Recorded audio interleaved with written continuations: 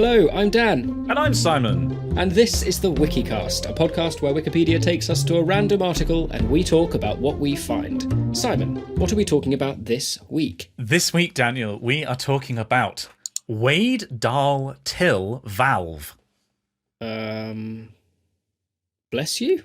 Yeah. I guess. When this randomised, because for those of you who don't know, we randomise a Wikipedia article for every episode, I exclaimed to Dan, no, hang on, I ejaculated that this would be an interesting one. Because the Wade-Dahl-Till, or WDT valve, is a cerebral shunt developed in 1962 by hydraulic engineer Stanley Wade, author Roald Dahl, and neurosurgeon Kenneth Till.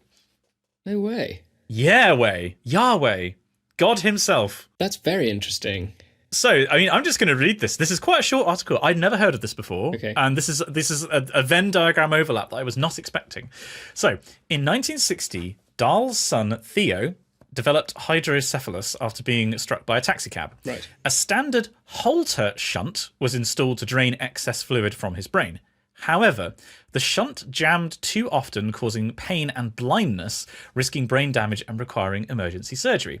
Till, that's not like an abbreviation of until. Till, yeah, sure. Kenneth Till, a neurosurgeon at London's Great Ormond Street Hospital for Children, determined that debris accumulated in the hydrocephalic ventricles, I didn't know that we had those, could clog the slits in the Holter valves, so the valves in the shunt to drain the fluid, especially with patients such as Theo who had bad bleeding in the brain and brain damage.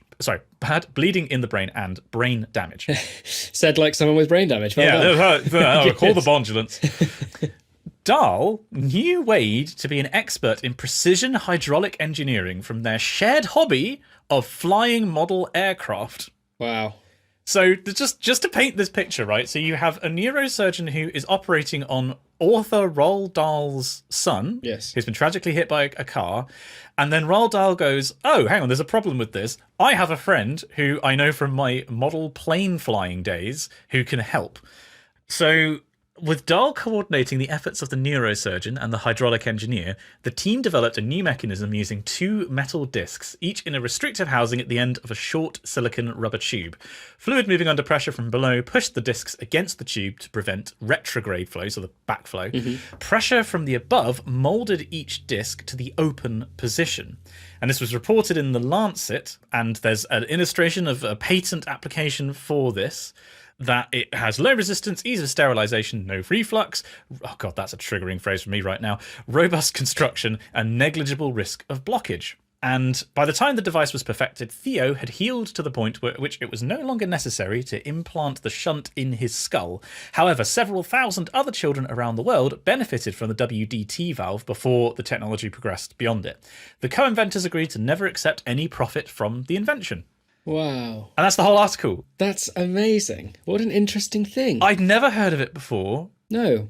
It's something to drain fluid from inside the skull that author Roald Dahl had a hand in improving. That is so cool. Wow. That's one of the most interesting stories I think we've ever had on the podcast, actually. Also, ventricles in the brain is cool. Yeah. I had no idea. Hang on, right, because ventricles, I understand. It means, oh gosh, ventricle is chamber in Latin or something like that? That sounds right, yeah. Hang on, etymology of ventricle. I'm pretty sure it's something like that. Oh no, belly. That's interesting. Oh. Venter, meaning the belly.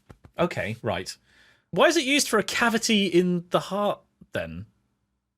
I guess it's because it's like a hollow out bit within the body? Yeah, maybe. So the ventricular system is a set of four interconnected cavities known as cerebral ventricles in the brain.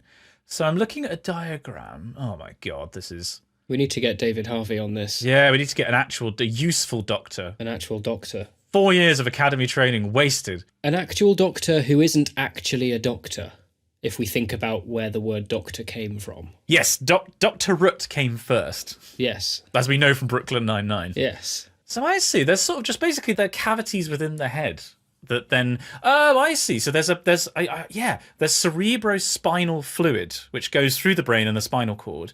So yes, the ventricles in the brain, I guess, are just part of the system that allows that to flow. Like Spinal Tap. Yes. Yes? Yeah. That's a thing, right? Dial up your ventricular system to 11. Doesn't spinal tap have something to do with the fluid that goes between the spine and the brain? Yeah, hang on. Spinal. This is a medical episode, everyone. Apologies if anybody is, Yeah, apologise. Sorry, if you just let me in there. I apologise for my cold hands. If you could just cough for me. Whoa! God, I've never quite understood the point of that. Do you think that's a troll that medical doctors have just done to humanity for the past? It was, I'll just grab his balls and tell him to cough. What does it do? Nothing. But it makes him feel. I get to feel his balls.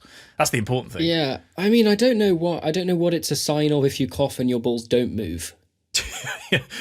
They look you dead in the eye without breaking eye contact, reach for the phone on the wall, and it's like, cancel my 3 o'clock.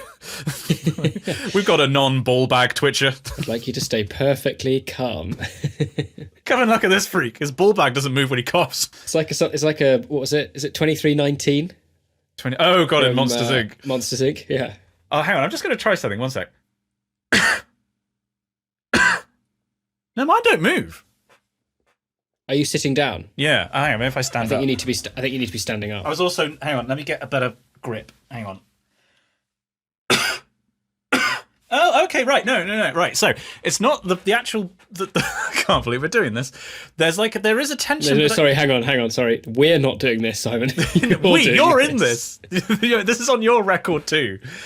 This is science. Science is you around and you find out, and we just did the around and now we're in the finding out stage. So they didn't move themselves, but there was like a definite like tension in the upper, like where they connected to the rest of the body. So I guess there's a neural thing going on. That must be what it. Either that or it's a big troll. Is that the vas deferens? Is it that bit? God, Dan, my search history, it's already incredibly like medical as it is at the moment. It's either called the vas deferens or the Belle Delphine. Search one of the. Search one of those. Oh, what a coin flip. Hang on, my wife is calling me. No, yes, I think it is the vas deferens. These diagrams are up. I'm sorry. I don't want to look at this. Yes, a spinal tap is used to diagnose certain health conditions performed in the lower back. You remove a sample of cerebrospinal fluid. That's what that is. Cool. Awesome. Well, I just wanted to make sure that I wasn't Yeah. completely linking things that have nothing to do with each other, you know. So there is a just as a little kind of a footnote, I guess, to this article. There is actually a reference here at the bottom of the wiki article to an article which you can read as a PDF called Tales of the Unexpected, Roald Dahl's Neurological Contributions. And it starts by saying that, you know him as an author of children's books, though his oeuvre extends to other works, including screenplays, ghost tales, and novels, and also neurological contributions. Oh, that's it, because he had a big brain injury when he was a pilot in World War II. He had a plane crash, I think. Because I read one of his autobiographies. I read Boy, and then there's Going Solo, I think. Yes, yeah. He had some quite deeply unpleasant parts to his personality, didn't he? Yeah, I think to an extent he was one of those people who were like products of their time, Yeah. Which doesn't excuse it, of course, but yeah, he held views that nowadays would be sort of unacceptable. Yeah, and you can see it in his books, like, Oompa Loompas, for example, not actually orange-skinned in the books. I think they were a tribe of pygmies from Africa, I think were how they were described. Yeah. It's of its time, as you say, but it's one of those things, right, where I don't know, in, say, 10 years' time or however many years' time, would I feel comfortable with my daughter reading that specifically? Like, obviously, there's some wonderful bits of Roald Dahl. There's, like, SEO Trot. There's lots of tales that he wrote.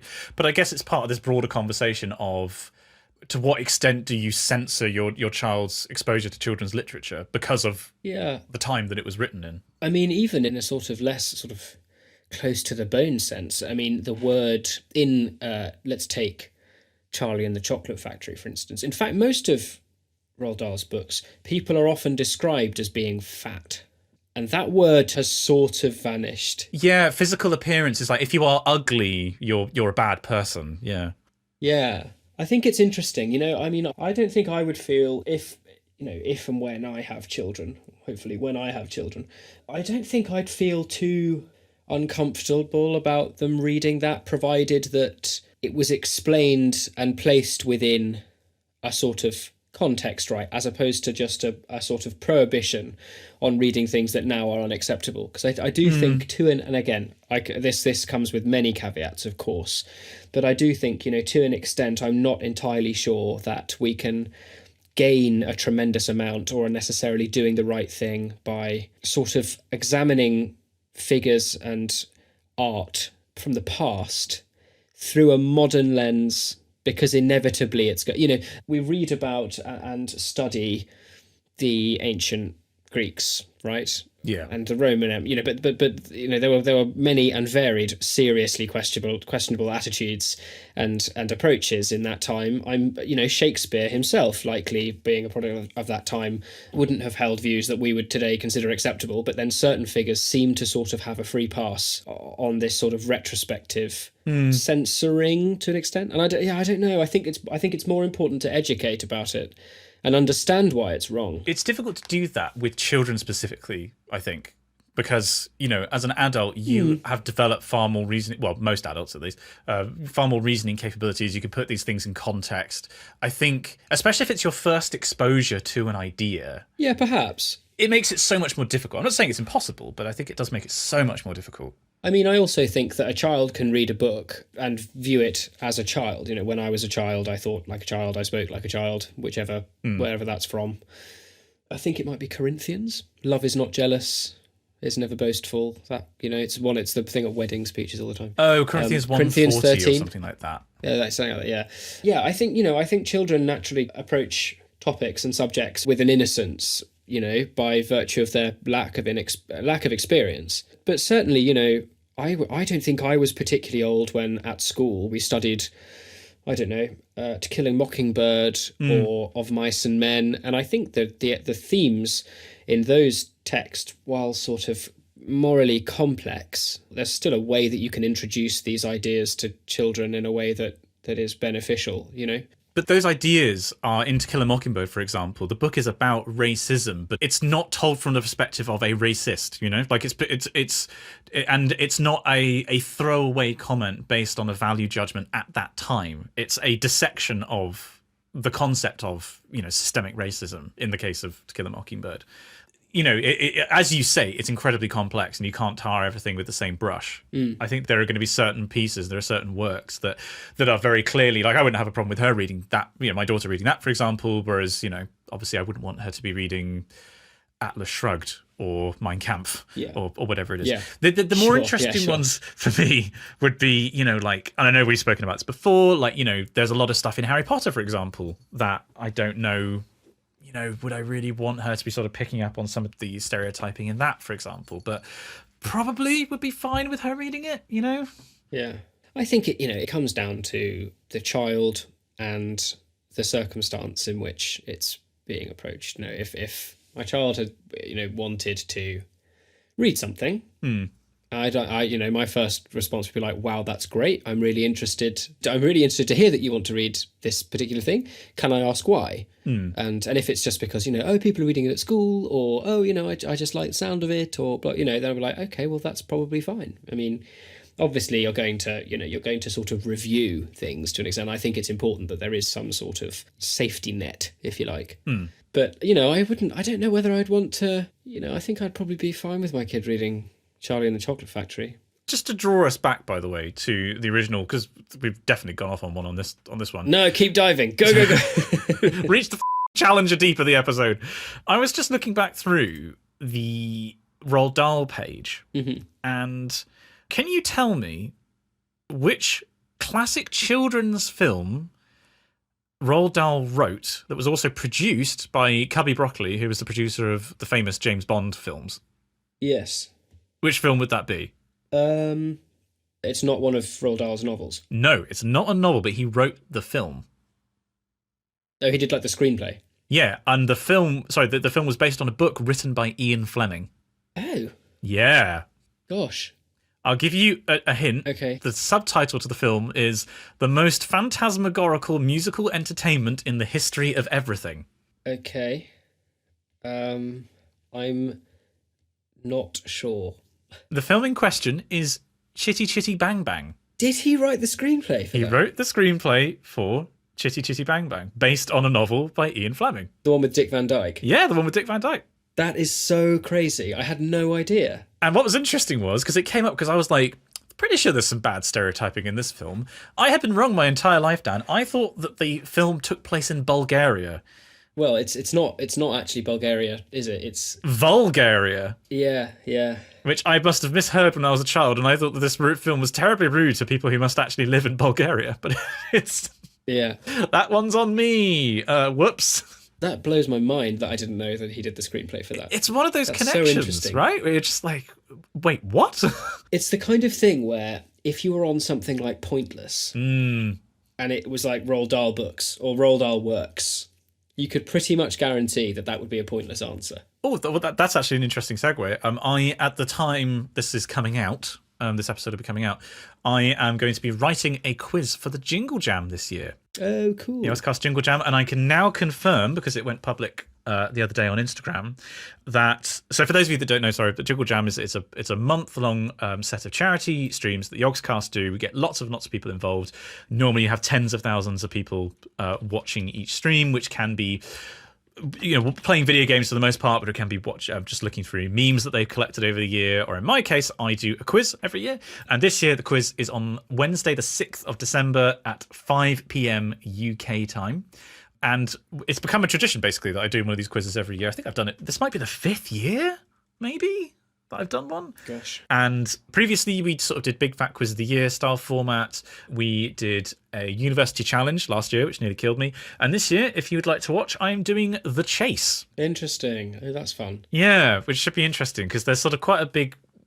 There's a wide difference in skill level, I would say, when it comes to quizzes in the Oxcast. So it's quite good to take the people who are the top end and make them our chasers, as people will see. But I'm really excited for this. It's always really fun, always really quite stressful as well, doing these streams. But I think it should be a laugh. So if people fancy that, 6th of December, 5 p.m, come watch some nice gentle quizzing and some banter. The reason I sort of brought this up as well was, if you could take part in any quiz format, Dan, what would it be? Well, it's funny you should ask, Simon, because I am taking part in a quiz format. Oh, really? On the 18th of December at 8 p.m, I am on, I don't know which team yet, but I am a team member as part of the big cathedral quiz, or Cathedral Music Quizmas, I think it's being called, hosted by Alexander Armstrong. Oh, legend. That's 2 episodes in a row that he's come up. Yeah, well, I saw him last week when I was being presented to the Duchess of Gloucester. But anyway... That's by the by. That's it. Enough about me.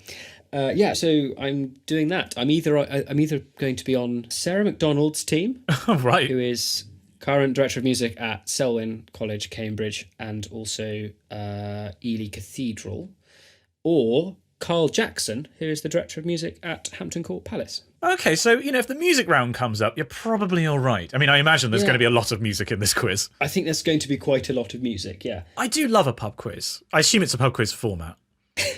I think so.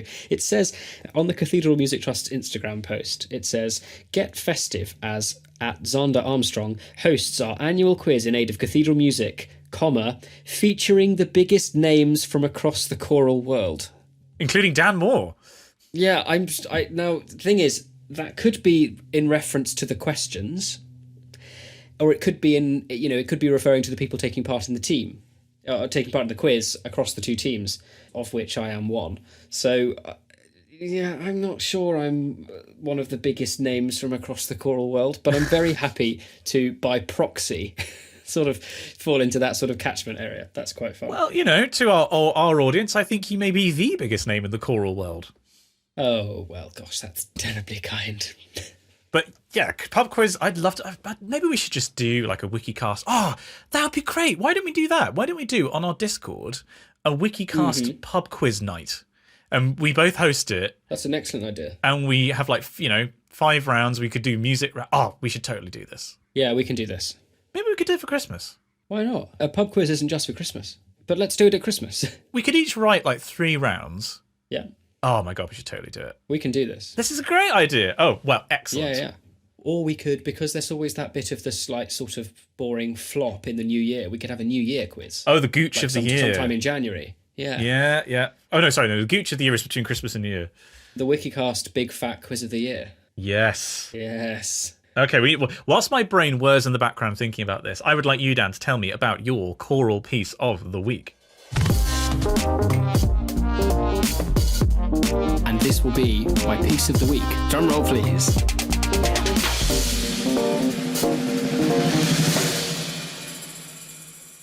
Well, it's a very interesting one this week, Simon, because I went to a concert last Friday in St Martin in the Fields, just off Trafalgar Square in London, where I heard for the first time, live and in the flesh, the BBC Singers. Oh! Which was amazing. Still surviving. Still going.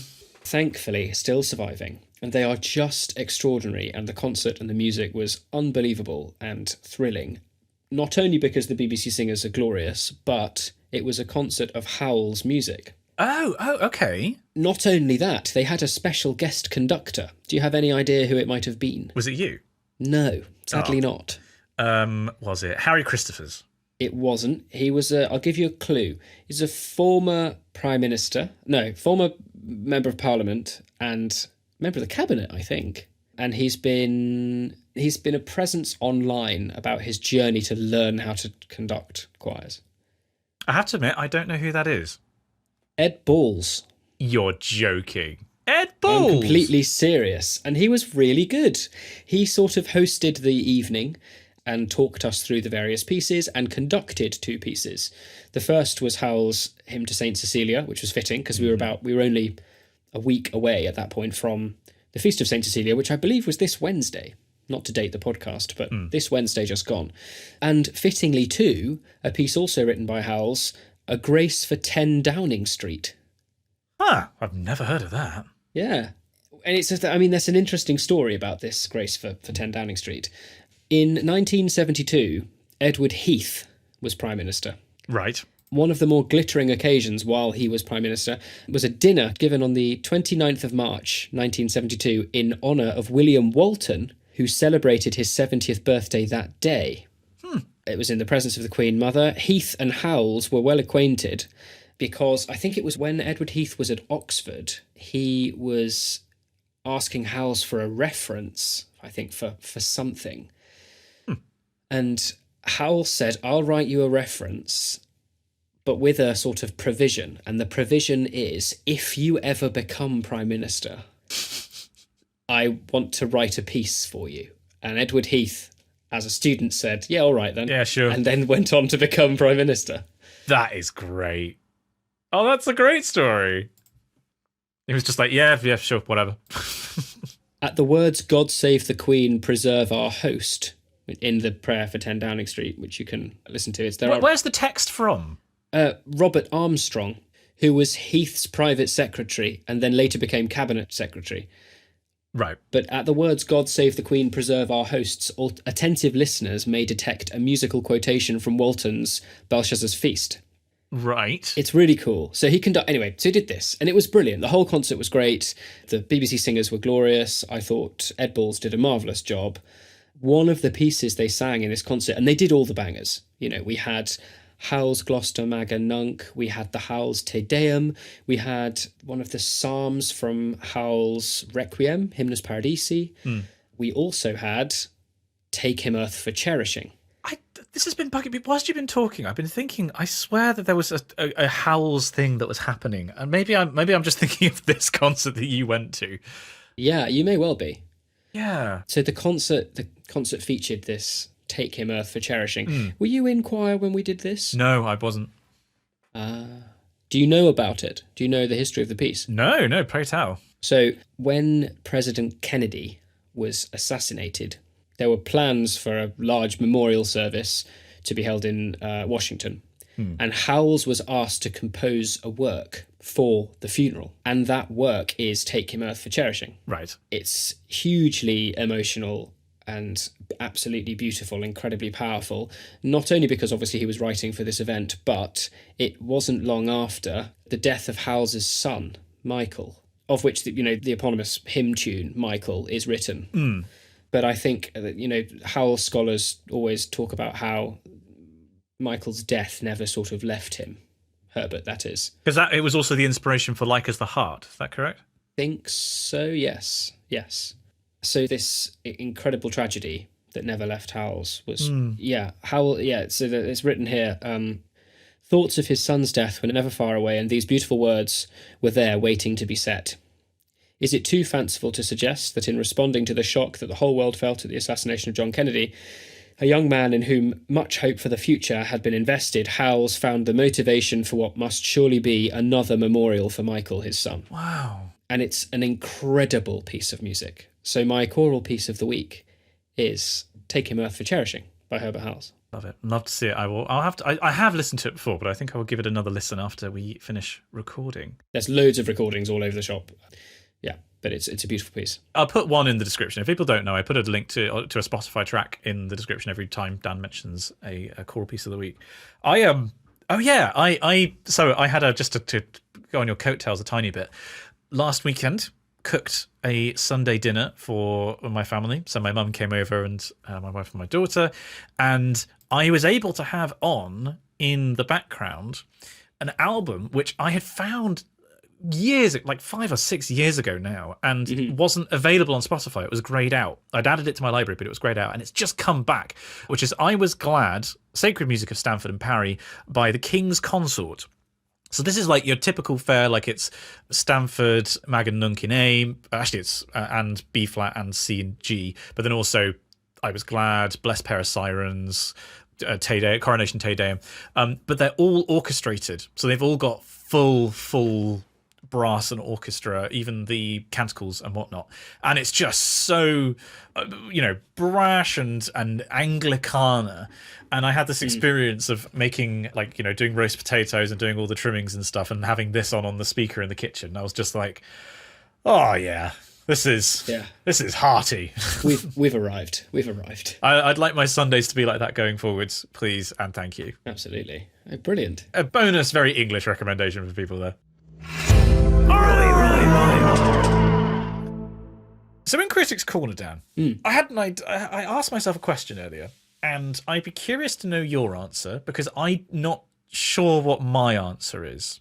Question is, where is the most amazing place you've ever been? Gosh. Because it's quite hard, isn't it? You sort of, that is you're difficult. going through the Rolodex of your brain of like, well, that was cool, but that was cool. Was there somewhere cooler than that? Maybe sunset in Halong Bay in Vietnam. Oh, nice. Yeah. Which I believe is one of the 7 natural wonders of the world. Yeah, because there's the 7 wonders of the ancient world. Hang on, 7 natural wonders of the world. Let's see. So Halong Bay, I think. Yes, Halong Bay's on there. This has more than 7, Google. Why give me a list that's got more than 7 things on it?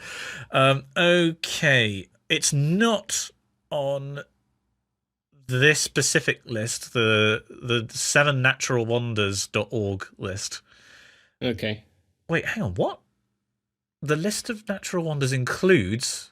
That implies there could be more than 7. Okay, the 7 that they have, you may have been to at least one of these. The Great Barrier Reef. Yes. Mount Everest.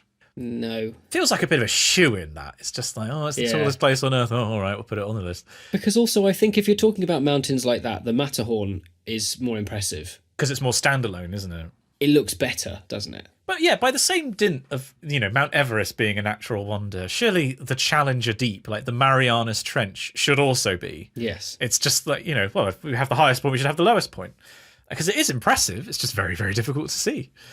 What else have we got? We've got Victoria Falls. Oh, yeah. Between Zambia and Zimbabwe. Paracutin. What?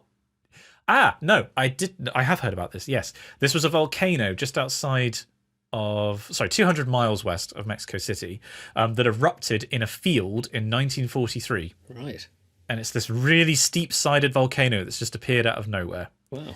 I'm not certain. I mean, it does. The pictures do look spectacular when it's erupting. I'm not certain I'd call that a wonder of the world. This feels spurious. What else have we got? The Grand Canyon.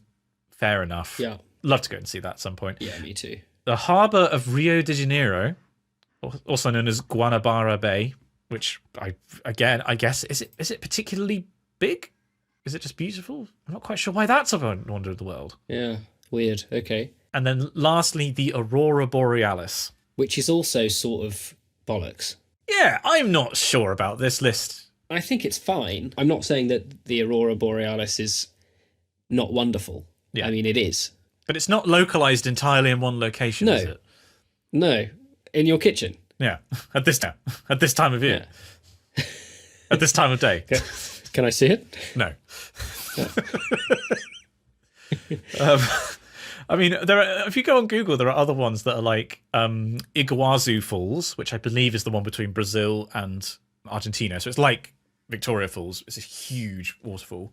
They've also got Halong Bay is on this expanded list from Google. Yeah, it's beautiful. Angel Falls. That's surely one. You know, the tallest. Is that one in like South America? Yeah, it's off of the Mesa. It's tallest waterfall in the world.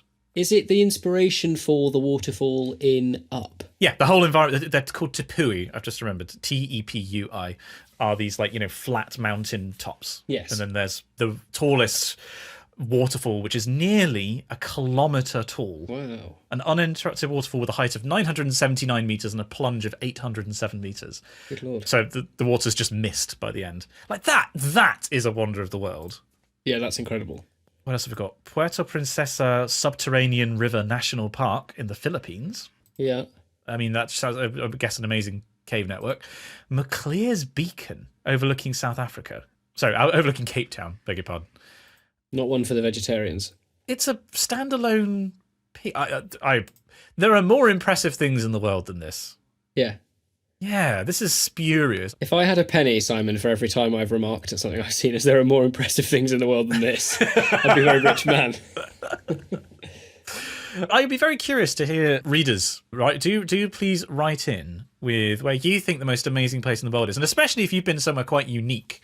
I'd be very interested to hear about that, because I was sort of, I don't know, I just thought of it as a kind of a conversation starter earlier. And I was like, well, I don't know where I would say. Like, I think the antimatter factory in CERN was pretty amazing. Like, and it just in terms of like that being a thing, even if it's not amazing to look at, what's going on there is absolutely incredible.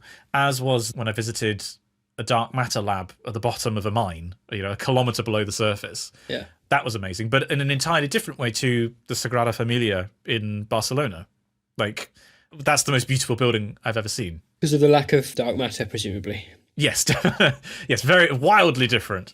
Yeah, very different. Very light, actually. Yeah. So, like, it's quite difficult, because it also depends on what you mean by amazing. Like, it could be that you had a very personal experience somewhere. Yes. Or it took a lot of effort to get there. I don't know. It's just I still don't know what my number one pick would be in terms of a naturally beautiful place. Yeah. Oh, I don't know. One of the most beautiful things I've ever seen, apart from my wife and my daughter, obviously, was the view from the roof of the Oslo Opera House. Because I went there on that trip when I did the big train trip through Scandinavia, and I was there at sunset, and that was unreal. Like, the pictures just don't do it justice.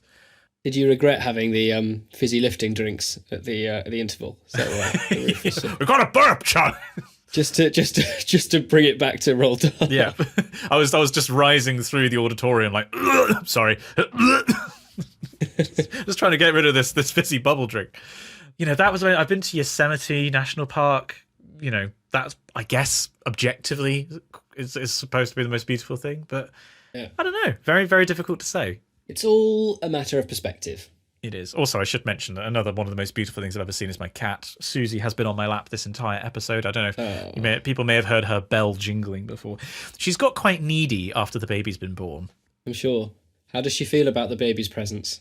She knows what the baby is. I caught her looking at my wife, looking at the baby, looking back at my wife, and like you could see the little, Apple loading icon just superimposed over her head. The coloured pinwheel. She was obviously thinking with her 5 brain cells.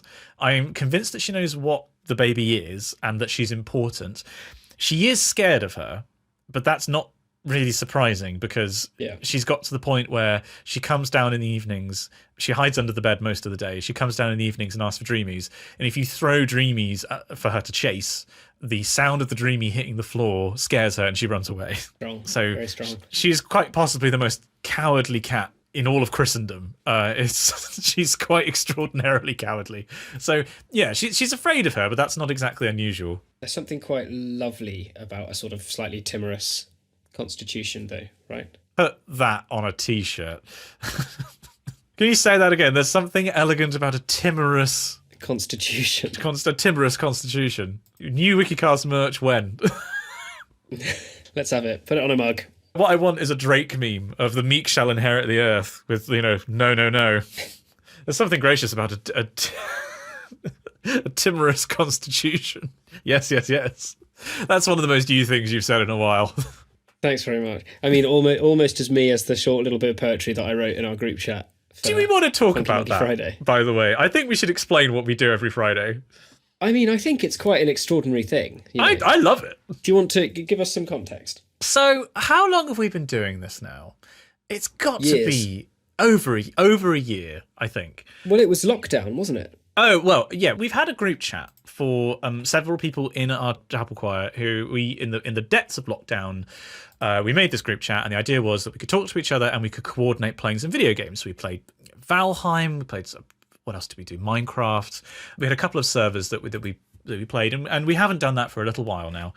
And we basically just sort of chat. It's every day there'll be something happening. Yeah, there's memes posted there. It's sort of, it's like a touchstone for everybody, really. Yeah, and for the past at least a year, every single Friday, and I think we might have missed one or two, but very rarely, one of us will post a video called Funky Monkey Friday. Which is an amazing thing in and of itself. Which I'll leave a link in the show notes. It's 59 seconds long. I would highly encourage everybody to watch it. Yeah. This video has saved me several times. I have got to Friday and I've really needed that video.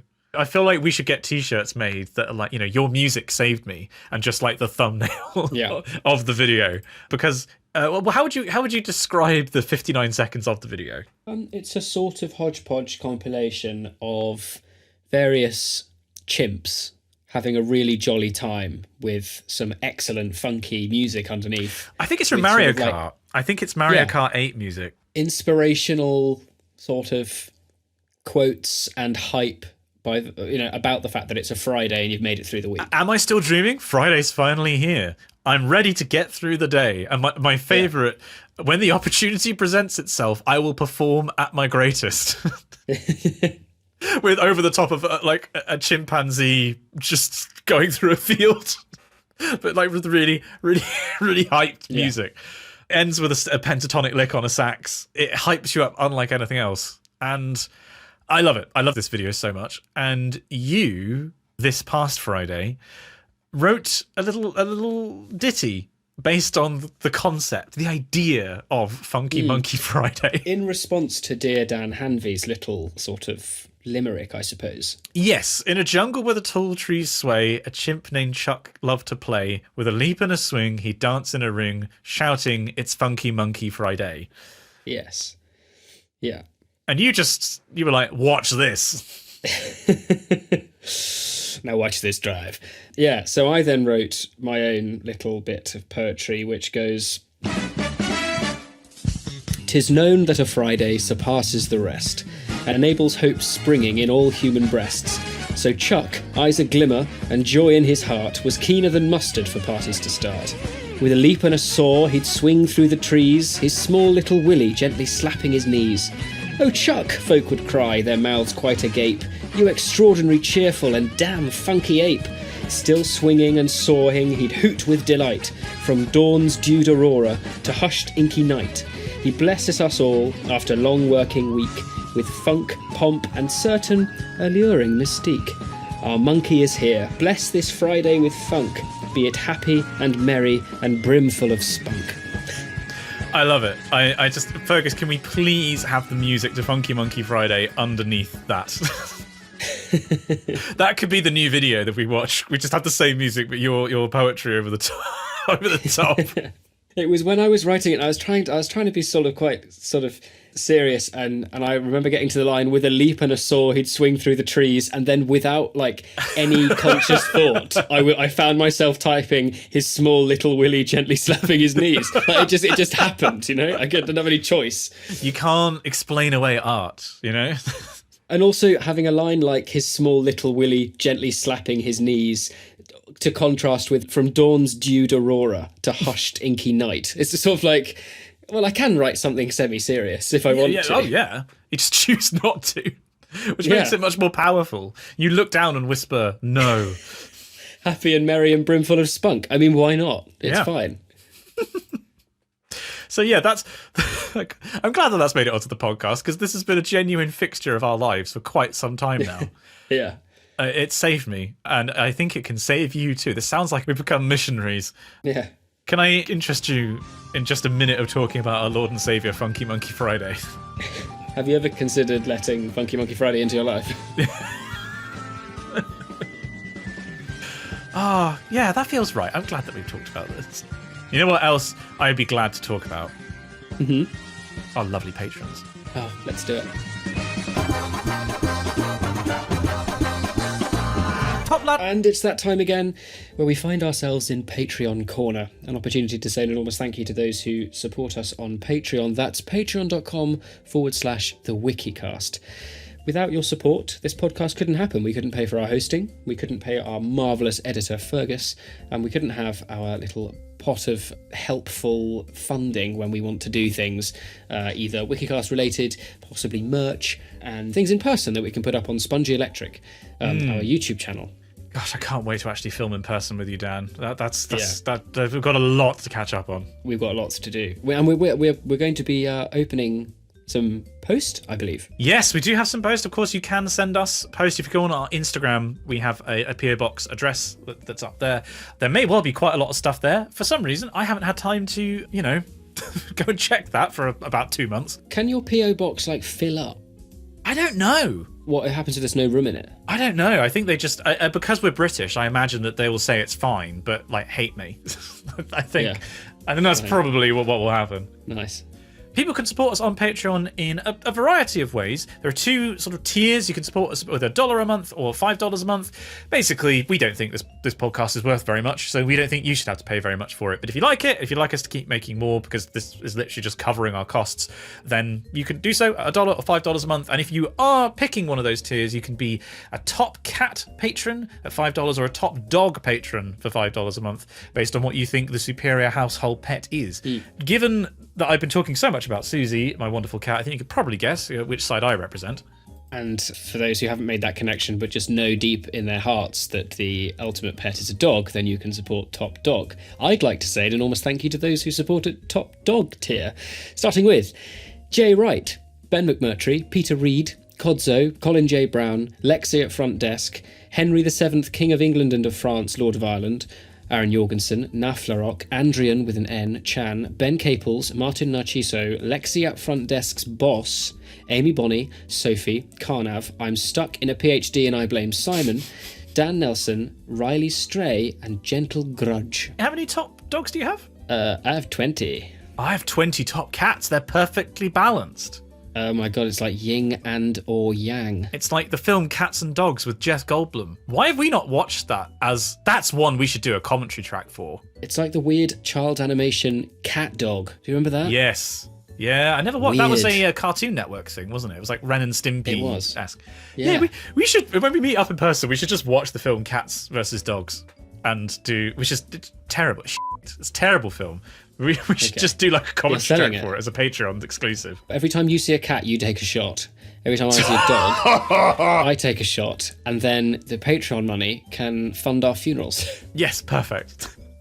Well, I still have to thank our top cats, and those people would be Will Janice Humphreys, James S., Rents Kirk, Simon P., Oliver Burkhart, Nathan Flaherty, Layla Medina, Lord Lewis Bassingdale of Anitsford and its surrounding provinces, Jack Easton, Izzy CC, Nafi Iftikhar, Dame Valerie III, Dan Hanvey, Connor Levers, Cole Mansfield, Christopher Betterton, Lexi at Front Desk's arch enemy, Isabella, Anna Reifer, and the Kyrene on caffeine.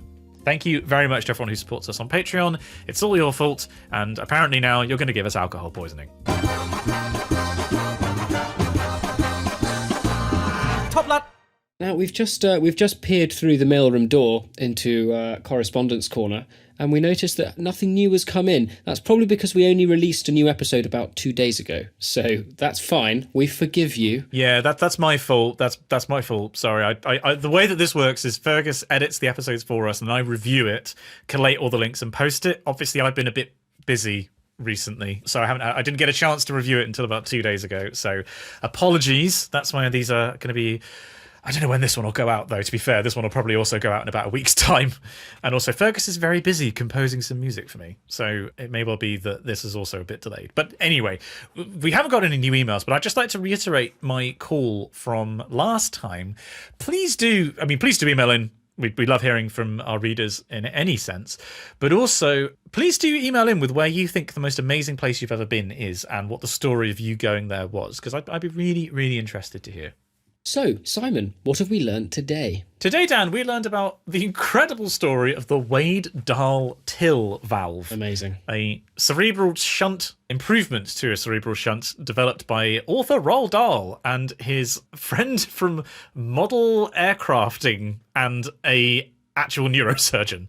One of the most incredible ones I think we've ever had. We caught up on what we've been going up to. I did a sort of slightly interesting name drop about the Duchess of Gloucester. We spoke about quizzes. We had a choral piece of the week, Take Him Earth for Cherishing by Herbert Howells. It's been a jam-packed episode, Simon. It really, really has. We've got through a lot. God, it's interesting how, you just have these people in your life, and Dan is my pet human where this happens, where you can just shoot the shit for hours at a time. And it doesn't matter if we had this conversation a couple of days ago. Like, when I still think very fondly of us when we went up to Yorkshire to our friend Hugo Wickman's house, just doing this basically non-stop for a couple of days. Yeah. We just so happened to put microphones in front of us when we do the show. I really enjoyed this one, Dan. This was a really, really nice, fun, baby-free episode. It's the best. It's the absolute best. I love it, and it's frightening to think how long we've been doing this ridiculous thing we call a podcast. But episode 123. Sign me up for another, another few years. I'm ready to go. This podcast is going to document our eventual downfall and descent into. The Wikipedia article for the show will be the beginning of the troubles. Yeah. Legal woes. Controversy. How are the mighty fallen. Yeah. Eventual obscurity. And that's all for this episode. Don't forget to subscribe to us on your podcasting service of choice, join the Discord, and if you'd like to see our faces, check out our Instagram. The most amazing place you've ever been, your vote for the natural wonders of the world, and other thoughts on the show can be sent to us at spongyelectric@gmail.com. We'd love to hear from you. Join us again for another tumble down the wiki rabbit hole, and we'll see you next time.